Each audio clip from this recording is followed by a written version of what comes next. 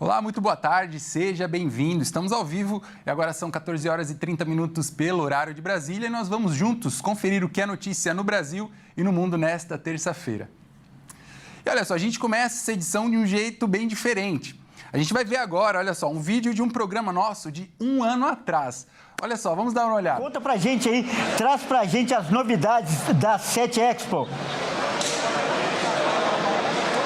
Isso aí, Kleber, boa tarde a você, boa tarde a todos que estão nos assistindo. Exatamente, nós estamos aqui na 7 Expo 2025. Olha que interessante, né? Eu trouxe um vídeo de um ano atrás, por quê? Porque há um ano nós estávamos falando da 7 Expo, só que agora eu e o Kleber, nós estamos de lados opostos. Olha que o Kleber está aqui, nós vamos voltar a falar da 7 Expo um ano depois, Kleber. Eu aqui desse lado, você aí no evento, né? E é sempre uma satisfação poder conversar com você e trabalhar com você, meu amigo. Seja muito bem-vindo.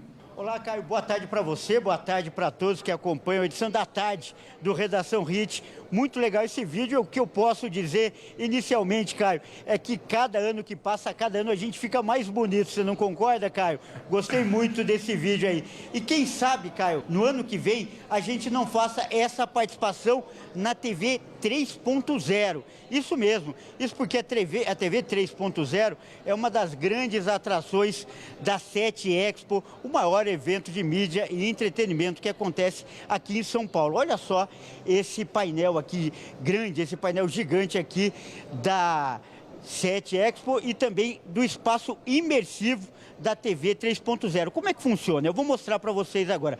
Aqui foi feito um espaço para a pessoa que vem aqui ver na prática como vai funcionar essa TV 3.0. Olha só, a gente mostra aqui, vou pedir para o Carlos Alberto, o cinegrafista, mostrar para a gente. Foram montados aqui estandes com sofás, TVs, como se fosse uma sala mesmo. Aqui a pessoa pode assistir e também manusear, ver como vai funcionar essa TV 3.0. É importante lembrar que essa TV já começou a operar em algumas capitais, ainda são poucas cidades, mas já está operando. E a partir do ano que vem, 2027, serão fabricadas TVs que já vêm capacitadas, apropriadas para fazer a transmissão. Por enquanto, para assistir a TV 3.0 é necessário comprar ou acoplar um conversor na TV atual. Mas a partir do ano que vem as TVs já vão vir preparadas para essa nova tecnologia. Vamos entrar aqui nessa sala e mostrar agora como funciona, mostrar na prática aqui. Quem vai contar pra gente é o Gabriel Tomazoni Batista. Ele que está aqui. Boa tarde, Gabriel. Tudo bem? Tudo bem.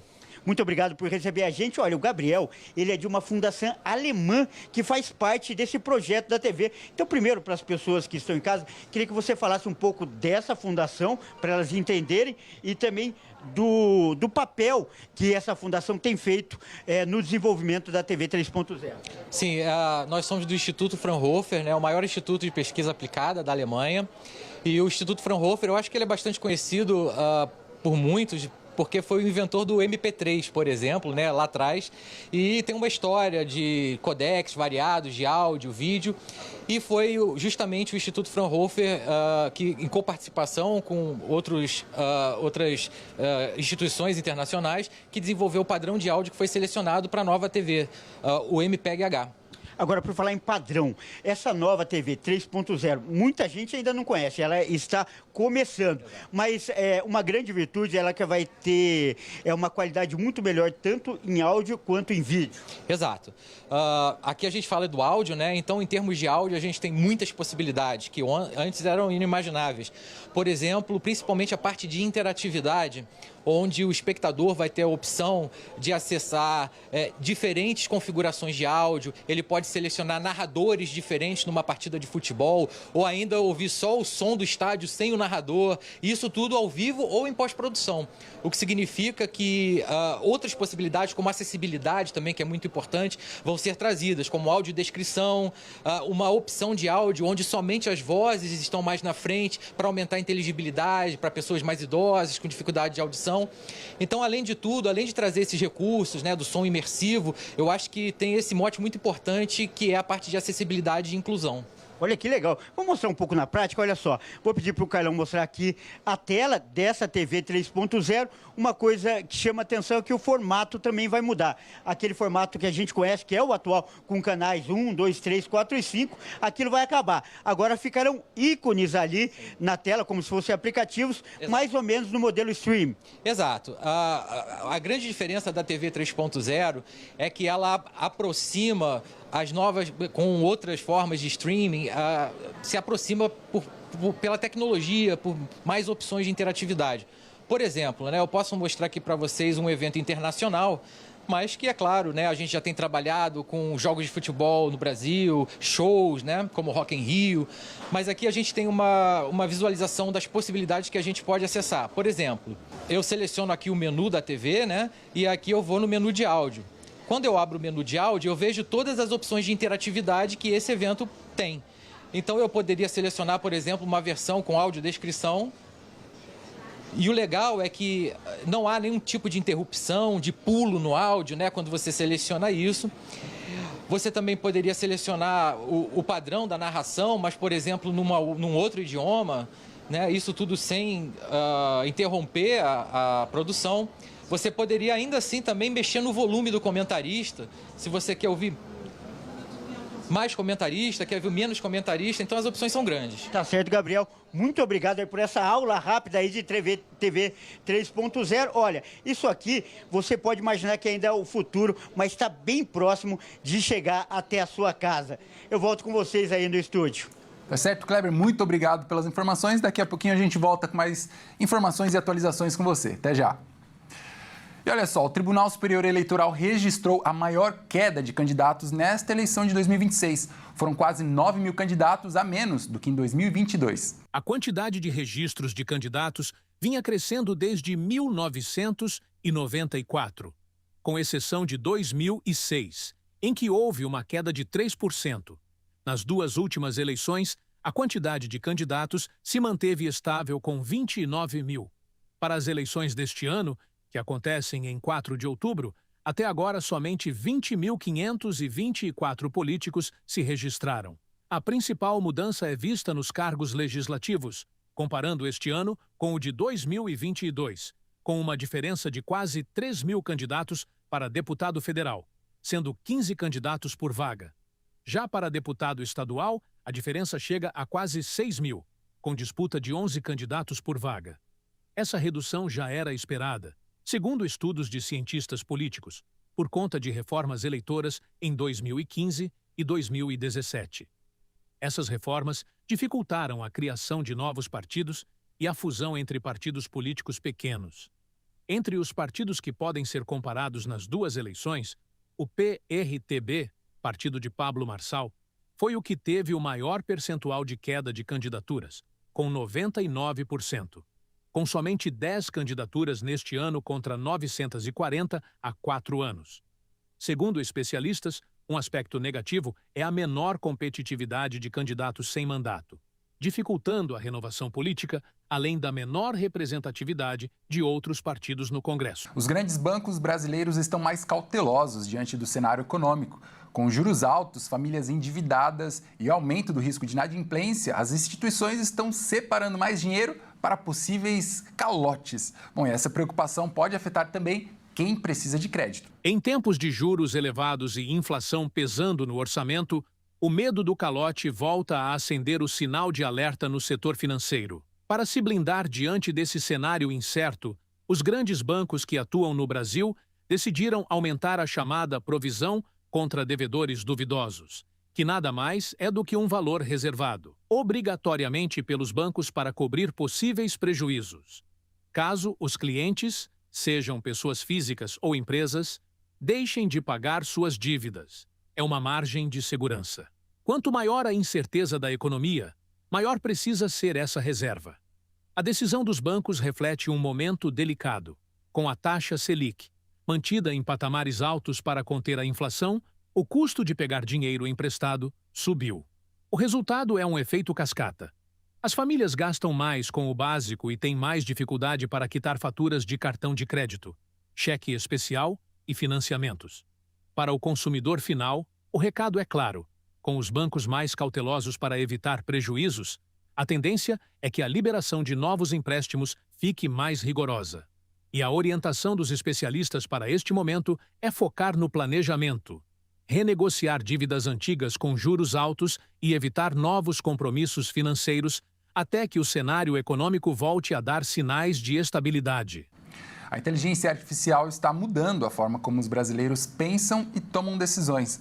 O uso da tecnologia traz mais praticidade, mas também aumenta a dependência e pode diminuir o esforço para raciocinar sozinho. Uma pesquisa feita pelo Instituto Locomotiva mostrou uma contradição no uso da inteligência artificial pelos brasileiros. 2 em cada 3 usuários dizem que a inteligência artificial os fez se sentir mais inteligentes, mas metade afirma que ficou mais preguiçosa por causa da tecnologia. Segundo a pesquisa, 67% dos entrevistados dizem se sentir mais capazes com o uso da inteligência artificial, enquanto 51% reconhecem que estão ficando mais dependentes dela e têm mais dificuldade para realizar tarefas sozinhos. Essa dependência aparece em diferentes situações, com usuários que afirmam que não conseguem aprender um assunto do zero sem consultar a inteligência artificial, e outros que dizem não tomar decisões financeiras ou resolver conflitos pessoais sem antes perguntar à tecnologia. O neurocientista Álvaro Machado afirmou que essa dependência pode fazer com que as pessoas deixem de tomar suas próprias decisões.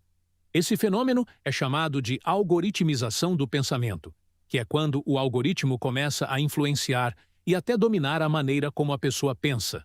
Quando o uso da tecnologia é feito para pesquisar, descobrir informações e ampliar seus conhecimentos, pode ajudar no desenvolvimento do pensamento.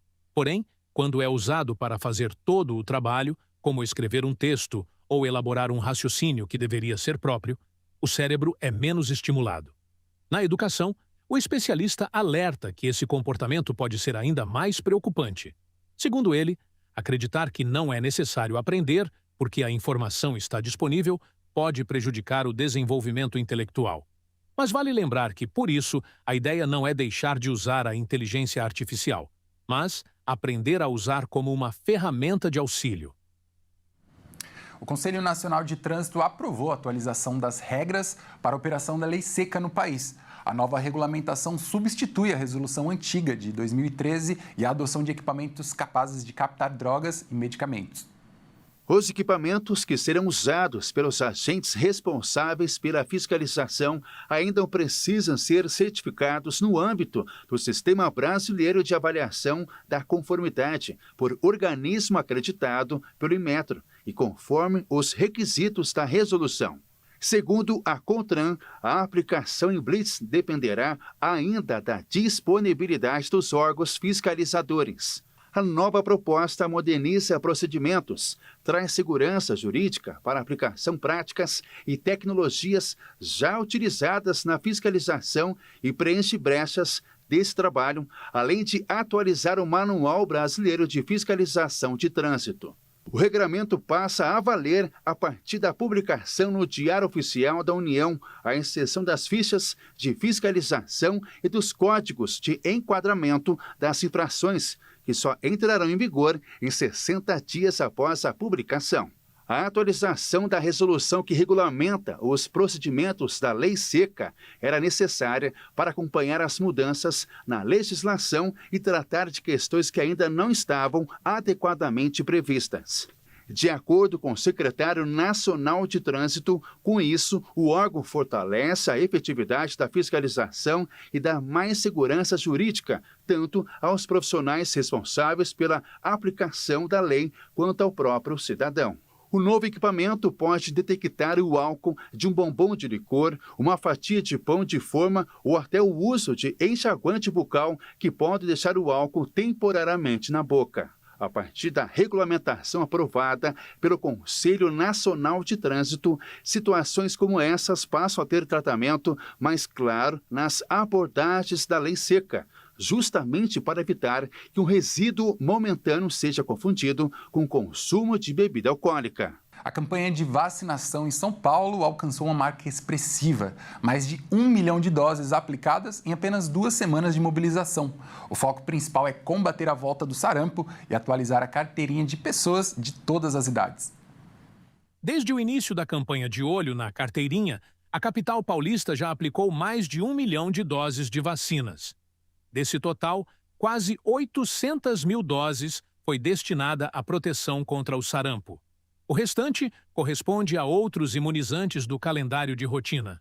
A intensificação das ações ocorre porque São Paulo confirmou 20 casos de sarampo no município. Centenas de outras ocorrências suspeitas ainda seguem sob investigação, embora, felizmente, nenhuma morte tenha sido registrada. Para conter a circulação do vírus, os bebês de 6 a 11 meses continuam recebendo a chamada dose zero, que é uma proteção extra e antecipada para essa faixa etária mais vulnerável. A Secretaria Municipal de Saúde reforça que a vacinação é a principal ferramenta de prevenção e convoca a população de todas as idades a procurar um posto para atualizar a caderneta. E para facilitar a vida do paulistano, o atendimento está bem distribuído. Todas as 483 UBSs da cidade aplicam as vacinas de segunda a sexta-feira, das 7 da manhã às 7 da noite. Aos sábados, a vacinação continua nos AMAs e UBSs integradas. Quem quiser evitar filas pode consultar em tempo real, onde há doses disponíveis no site de Olho na Fila, antes mesmo de sair de casa.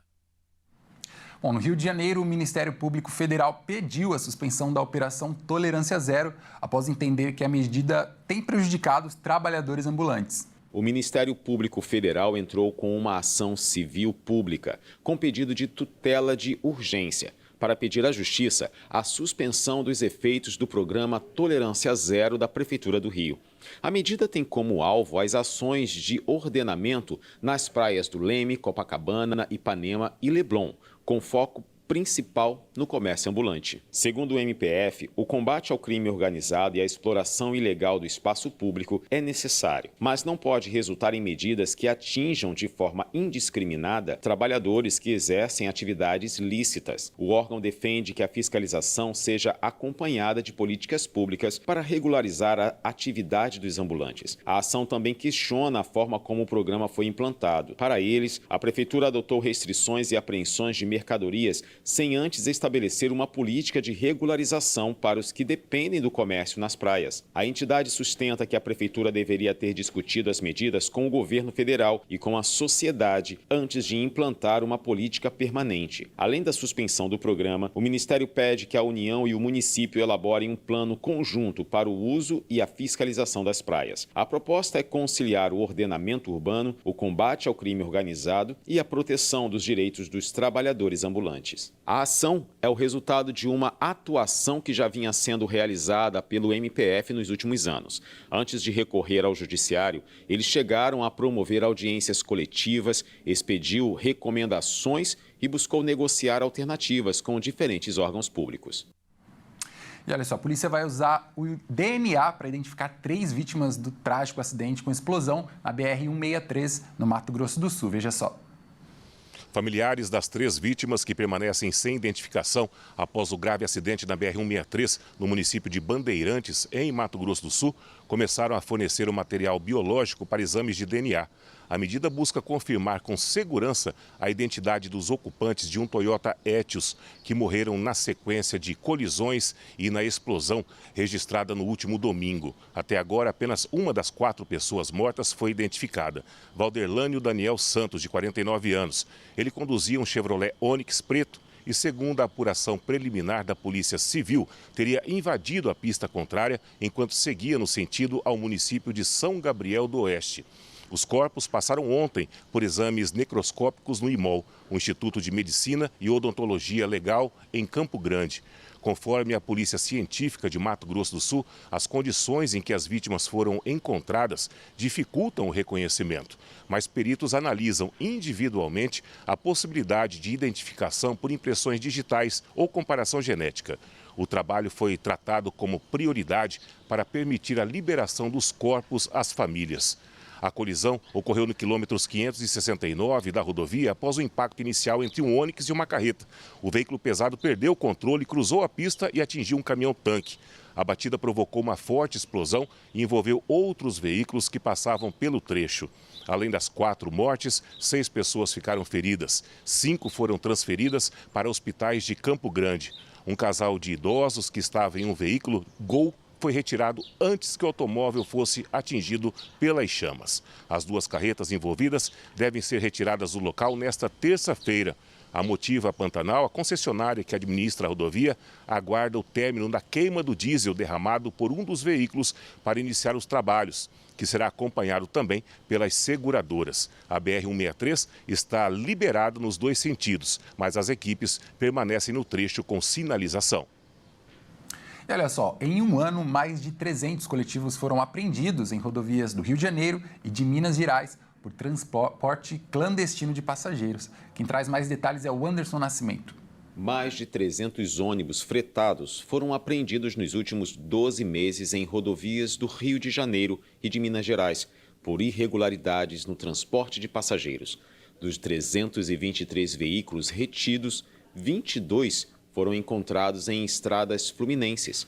O levantamento chama a atenção após o acidente com um ônibus clandestino que deixou 10 mortos e vários feridos em Petrópolis, na região serrana do Rio. A Agência Nacional de Transportes Terrestres é responsável pela fiscalização do transporte interestadual de passageiros. Já a Polícia Rodoviária Federal, o DETRO-RJ e outros órgãos têm atribuições específicas, como verificar as condições de segurança dos veículos ou fiscalizar o transporte intermunicipal. Para especialistas, essa divisão de responsabilidades dificulta uma fiscalização preventiva e mais ampla dos fretamentos. No caso do ônibus que tombou em Petrópolis, a ANTT informou que a viagem era ilegal. A empresa responsável não tinha autorização para o transporte interestadual e a viagem também não tinha licença obrigatória com a relação dos passageiros. A documentação do próprio veículo ainda apresentava registros ligados a diferentes instituições. Para operar regularmente, as empresas de fretamento precisam ter o termo de autorização emitido pela entidade e uma licença de viagem para cada deslocamento. O passageiro pode conferir se a viagem está regular e verificar se o nome está na lista de embarque. Enquanto a Polícia Civil investiga as causas do acidente de Petrópolis, o debate sobre a fiscalização do transporte clandestino ganha força. Para especialistas, o desafio é fazer com que as irregularidades sejam identificadas antes que o veículo esteja na estrada e que uma falha de fiscalização acabe colocando passageiros em risco. E veja a seguir. Depois de dias de calor intenso, frente fria deve atingir boa parte do país. Reportagem completa você confere no próximo bloco. Nós voltamos já.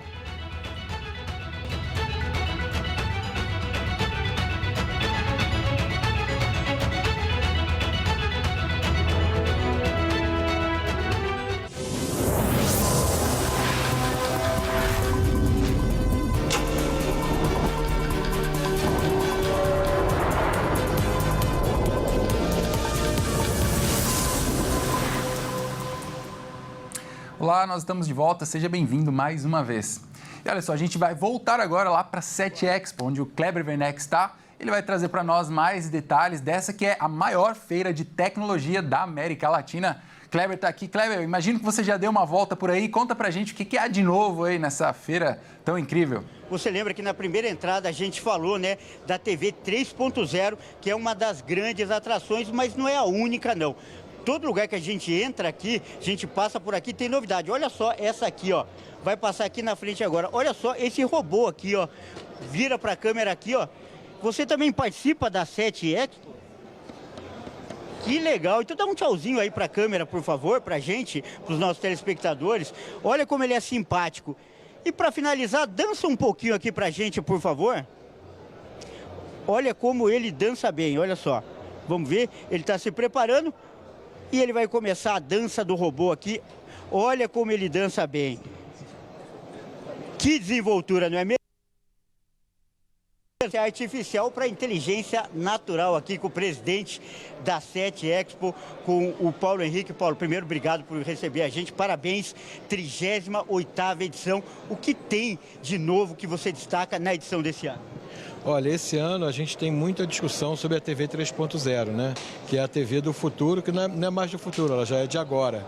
A gente ficou muitos anos trabalhando numa especificação técnica para isso e agora nós temos um padrão brasileiro, que é o padrão mais avançado do mundo. E óbvio que a gente fala também sobre os assuntos mais diversos de tecnologia. Inteligência artificial, por exemplo, é um assunto que se discute em todos os campos. Não podia ficar diferente aqui. Aqui a gente discute como a inteligência artificial, ela impacta, né, a produção de mídia, de conteúdo. Eu acho que todo mundo desse setor entende bem. Mas tem muitos assuntos, muita novidade. Eu acho que os maiores fabricantes mundiais estão aqui na feira. O nosso congresso tem mais de 60 painéis, especialistas internacionais. Realmente o evento está um sucesso. São mais de 130 expositores. O que é de mais moderno, de mais vanguarda nesse meio está aqui. Sim, sim. A gente trouxe assim as empresas que estão liderando todas as tecnologias de mídia, elas têm a presença marcada aqui. A nossa feira é considerada a maior feira do sul global. Tirando a feira de Las Vegas e a feira de Amsterdã, a terceira feira, quando a gente fala de relevância, tanto de conteúdo quanto de visitante, é essa feira aqui do Brasil que acontece aqui em São Paulo. Você falou um pouquinho de feira 3.0, aliás, televisão 3.0, e para quem nos assiste, que é um consumidor de TV, qual que é o futuro da TV? Como essa pessoa deve assistir TV nos próximos anos? Olha, a gente já está acostumado com a TV tradicional, que a gente simplesmente para e o conteúdo vem e muitas vezes a gente nem escolhe que conteúdo é aquele. E está acostumado também com as redes sociais e com mídias digitais, onde o conteúdo vem personalizado, você vê na hora que você quiser. A TV 3.0 traz a união desses dois mundos e você não precisa ficar trocando de aplicativo. O seu canal de TV, ele passa a ser um app. E esse app, além de receber a programação na TV aberta, ele te dá a possibilidade de interação. Então você pode escolher o conteúdo que você quer ver na hora que você quer ver. As emissoras elas podem ter agentes de inteligência artificial que identificam o que você mais gosta e passam a te entregar conteúdo que você mais gosta. Ou seja, todas as ferramentas que a gente tem no digital, elas passam a estar disponíveis para a TV também. Então uma nova era para a TV, onde ela está mais capacitada para uma concorrência até com outros meios que tiram um pouco a nossa atenção e que disputam ali. Aquela previsão então de que a TV poderia até acabar agora com as redes sociais, então deve se cumprir, né? Ela deve, na verdade, se adaptar. Com certeza. Na verdade, eu acho que quando você junta a radiodifusão, né, com a internet, você tem um potencial muito maior do que a radiodifusão sozinha ou a internet sozinha. Porque, por exemplo, quando a gente tem um assunto que tem muita audiência, todo mundo quer ter interesse, sei lá, uma final de um jogo, de uma Copa do Mundo, né, o Brasil jogando, se você está na internet, o link cai, trava, né? Na TV isso não acontece. Ao mesmo tempo, se você quer ver algum detalhe específico do jogo, que antes você tinha que ir para a internet para ver, a própria TV vai te entregar. Então é uma forma muito mais legal de você consumir conteúdo, muito mais adequada aos tempos que a gente está vivendo hoje. Tá certo, Paulo, muito obrigado e mais uma vez aí parabéns pelo evento. Muito obrigado. Grande abraço. Bom, é isso aí, eu volto com vocês aí no estúdio. Valeu, Kleber, muito obrigado pelas informações e até mais. Um grande abraço. Olha só, o presidente dos Estados Unidos, Donald Trump, publicou uma montagem que identifica o Estreito de Hormuz como um novo território dos Estados Unidos. A imagem foi compartilhada nos perfis oficiais do presidente e da Casa Branca. A montagem mostra um mapa do Irã e dos Golfos Pérsico e de Omã. O Estreito de Hormuz aparece destacado por um círculo, sendo descrito como novo território dos EUA.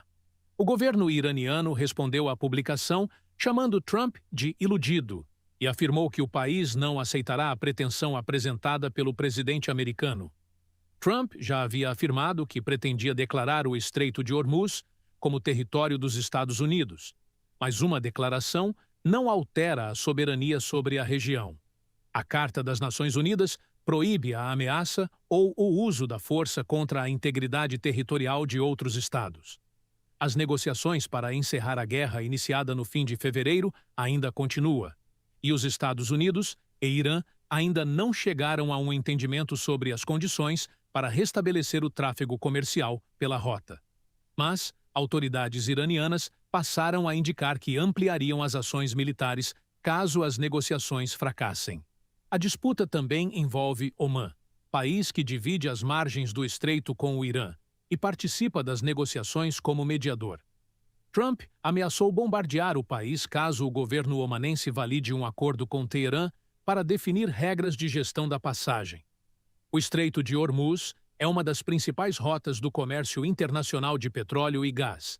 A circulação de embarcações pela região tem sido afetada desde o início da guerra.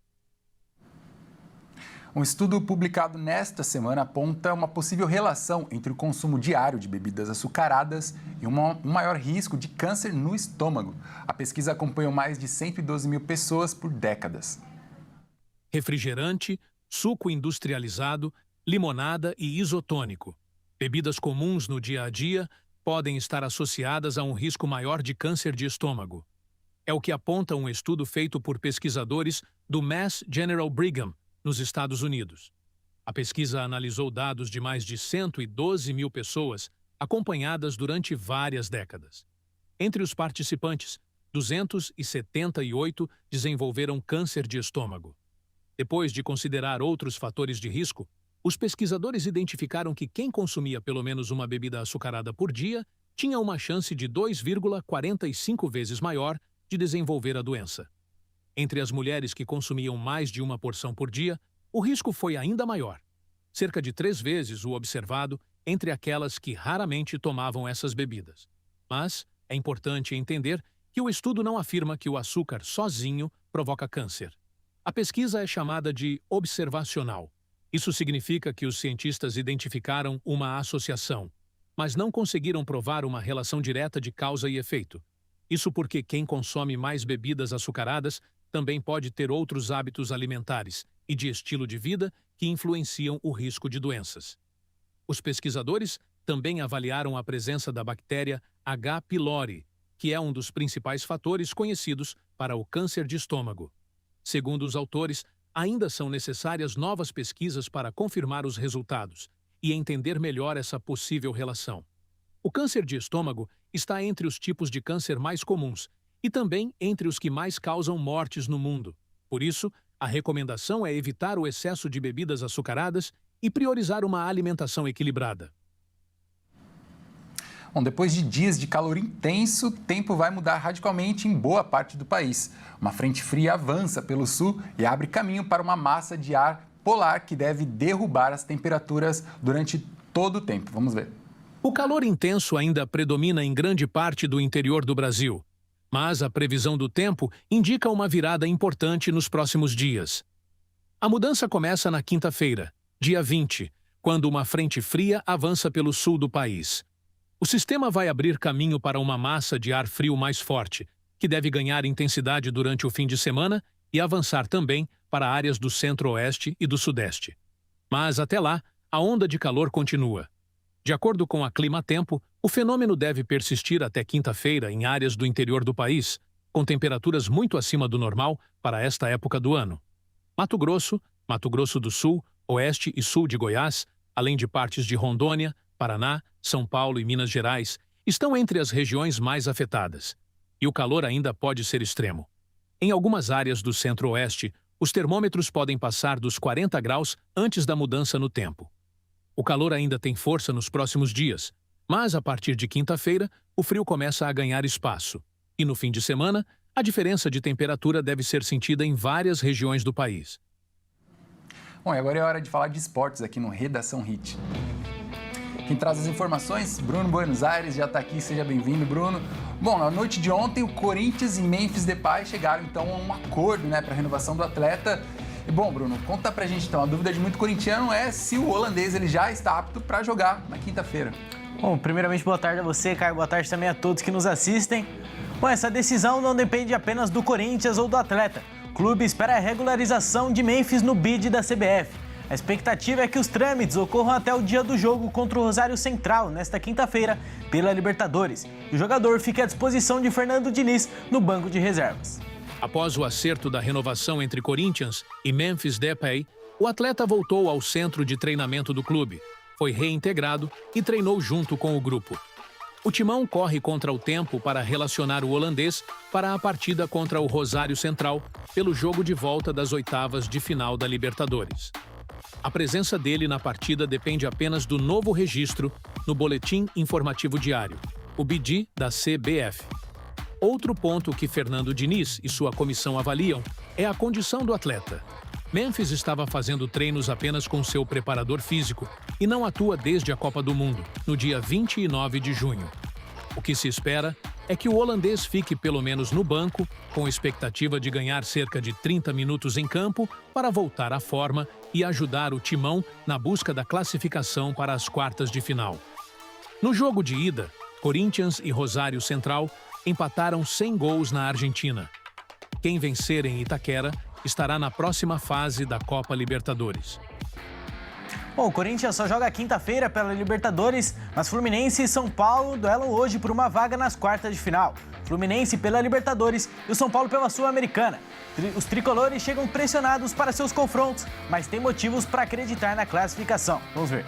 Nesta noite, 2 brasileiros entram em campo por uma vaga nas quartas de final.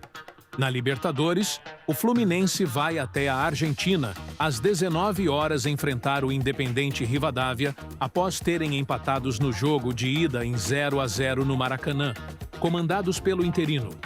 Marcão, o tricolor das Laranjeiras vem de vitória importante no Brasileirão contra o líder Palmeiras por 3-2, mas sabe que agora tem que deixar a competição nacional de lado e focar na Copa Continental. As duas equipes já se enfrentaram outras vezes nesta mesma edição de Libertadores, e em nenhuma delas o Fluminense saiu com a vitória. Em caso de mais um empate nessa noite, a decisão será nos pênaltis. Outro tricolor que entra em campo nesta noite é o São Paulo. No Morumbi, a equipe de Dorival Júnior recebe o Bolívar às 21h30. No jogo de ida, o tricolor paulista chegou a abrir o placar com Arboleda, mas levou o empate com um belo chute de Melgar de fora da área. O momento atual do time desanima o torcedor, somando todas as competições. O São Paulo não vence há 6 jogos. No Campeonato Brasileiro, não ganha desde o dia 25 de abril, quase 6 meses. Mas sabe que jogando diante da sua torcida em casa é muito forte e confia na classificação para a próxima fase da Sul-Americana. Essas foram as informações do esporte, mas às 18h30 eu retorno com mais informações. Tá certo, Bruno. Muito obrigado pela participação. E amanhã eu volto aqui e a gente bate mais um papo sobre esporte. Até mais, valeu. Até. Bom, essa edição também fica por aqui. Muito obrigado por sua companhia. E para você que nos acompanha pelo Hit Notícias, fique agora com a sua programação local. Tchau!